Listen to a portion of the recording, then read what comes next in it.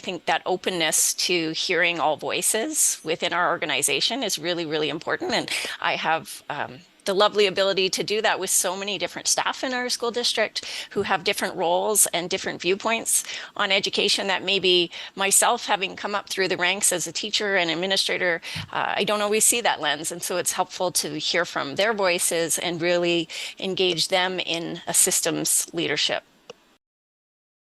Curiosity is, um, it kind of has that connotation of being a child with eyes wide open and open to learning all of the time. So for me, I think curiosity is really trying to come into a situation without a conclusion in mind, and trying to identify some of the biases that we have and put those biases aside as much as we possibly can, which is actually impossible, while we're trying to figure out what's going on. Yeah, I'd say the theme that underlies the work that I do really is caring for people and loving the people I work with. No different than when I was an administrator in the system and really cared for the staff in my building. I do the same in my work in HR. And I think it really is relationships first. It's taking care of people through the words that we say, the actions that we do, and making sure that we lift people up so that they can do great work every day when they come to support our kids. And I think when we build their capacity, we get a much greater buy-in for the work that they do and a willingness to really want to engage in learning on a deeper level. Right. This is a tough one to unpack because there's so much, I believe, mistrust runs through communities right now, and how do you get that back, and how do you keep the trust that you have already in place? It has to, a big part is that belonging piece. You need to feel like you're part of the community. You need to see yourself in the community that you're part of. Um, when you can do that, you start building trust, and you can maintain that trust if you feel like you're part of it, I guess. We talked about a little bit earlier about that leadership piece of allowing folks space to be leaders, wherever you are in the system, and when you allow them to be leaders, um, you'll get trust from them. I think on where they are in that system or in that community.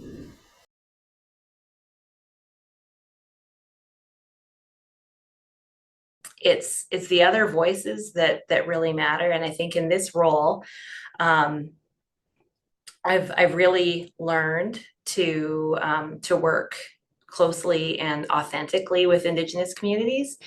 Um, I think that I was open to it before, but didn't really know how to do it. And I have this amazing privilege of getting to sit with the council and connect and I think I tried to go about that in the way that I formed relationships with staff when I was a principal or a vice principal, and like just really being open and warm and connecting and wanting to learn from them. Um, so I think some truths that come out of that are truths that we don't really um, want to hear sometimes, but we do hear. When I looked at those questions, I thought about our district name. Um, we go about our business. It's just we were the North Okanagan Shuswap School District for, well, since 1996, when they amalgamated the school district of Armstrong and Salmon Arm, without even really thinking about what those words mean, and they're settler approximations of Indigenous words, of like Okanagan is an approximation of a settler word, and Shuswap is Secwepemc, but it was a settler approximation. We didn't know until we started even just thinking about rebranding the school district that they didn't like that name, that they actually felt kind of bitter about that name and had for years and years, and had actually told people, but they weren't willing to listen. We wanted to hear, we want to change, we're open to making things different. Um, and here we are in this place. And I don't think we'd be in that place if we weren't kind of listening to different voices and kind of finding out things that had actually been really relationship damaging in the past. And we had no awareness of that at all. And I think if we just have to keep on being open and curious, and we start digging into, they don't even care what our logo is, but they really care what our name is. We interviewed language speakers, and again, it's just that listening, and some of the words that those elders said during the interviews will be with me forever. And one of them talked about when she was in residential school and she was lonesome for the language. And there were other little girls at school who could speak it, and they'd go whisper words to each other until they felt filled up again. And then they'd kind of take a break and go off on their own. And this is a school where they'd be punished for speaking their language. And then another elder shared that for her whole life, and she was a residential school survivor as well, she felt like they've been excluded from the knowledge that was sort of part of this public trust, and the openness to her meant that they weren't excluded anymore. And I think so often we just don't even know how deep some of the things go, and this is an example of how deep those things go.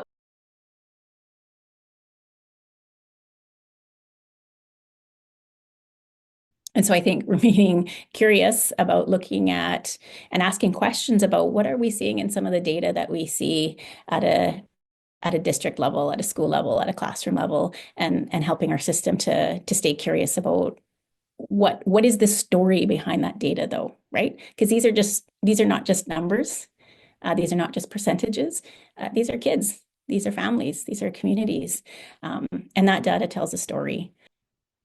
I think the courage comes from the fact that truth is my own truth as well, right? The truth that I hear our students sharing still in these surveys, that was my own truth back in this very system, right? Because of course I was a student in this district where I now work. So I think it's just knowing that in order to make those shifts, we just really have to keep talking about it, right? It's not something that we can stop talking about until we see that change.